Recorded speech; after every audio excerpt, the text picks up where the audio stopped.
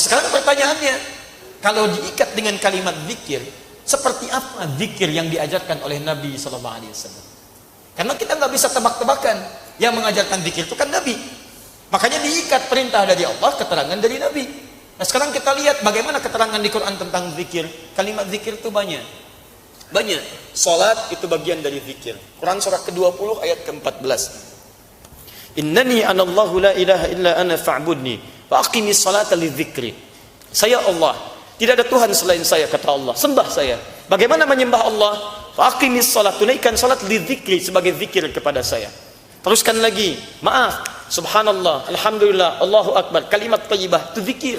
Dari mana tahu dalilnya? Quran surah keempat ayat 103, paling kanan sebelah atas. Fa idza qadaytumus salata fadhkurullaha qiyaman wa qu'udan wa 'ala junubikum. Kalau Anda selesai menunaikan salat, perbanyak zikir pada Allah. Mau sambil berdiri silakan. Maksudnya kalau Anda buru-buru, kadang-kadang kan Anda salat di kantor, jedanya kan singkat. Begitu selesai salat, Anda mesti kembali ke kantor. Daripada Anda ngobrol tidak karuan, kenapa tidak diisi dengan zikir? Apa enggak bisa astagfirullah sambil jalan? Astagfirullah, astagfirullah, astagfirullah, subhanallah, alhamdulillah. Daripada Anda bicarakan yang tidak-tidak. Tahu nggak tadi peci imamnya? Iya, nyengklek sedikit ya. Masya Allah. Baru sholat sudah ngobrolin imamnya. Anda aja belum tentu jadi imam.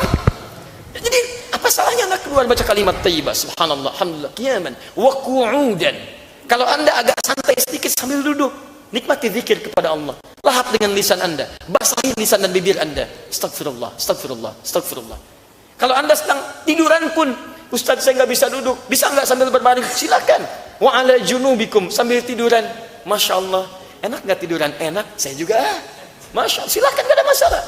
Yang penting selesai salatnya. Subhanallah, alhamdulillah, Allahu akbar, astagfirullah, la haula wala quwwata illa billah. Kalimat thayyibat itu zikir.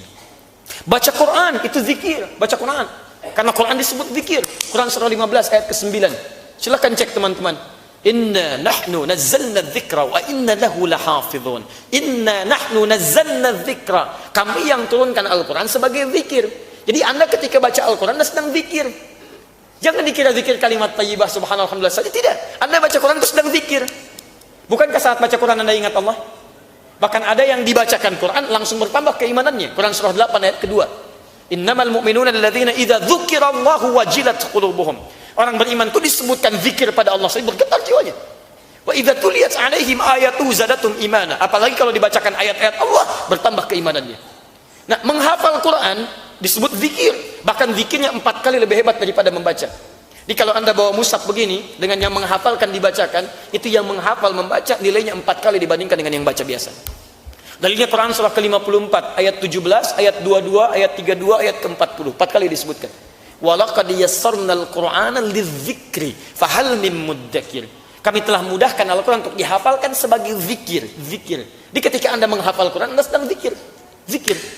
Berdoa bagian dari zikir. Doa itu zikir. Buka Quran surah ke-7 ayat 205. Wadhkur rabbaka fi nafsika tadarruan wa khifatan wa dunal jahri minal qaul. Wadhkur, silahkan zikir, doa. Rabbaka, sebut Rabbmu. Doa, minta. Ketika kita meminta menyebut nama Allah, itu disebut sedang berzikir kepada Allah Subhanahu wa taala. Sebutkan dengan penuh kelembutan. Sebutkan dengan penuh harap, dengan penuh ketawaduan. Sebut nama Rabbmu dalam jiwamu, sebut, minta, minta, minta. Itulah zikir. Zikir bisa doa, bisa baca Al-Quran, bisa salat, bisa kalimat thayyibah dan sebagainya.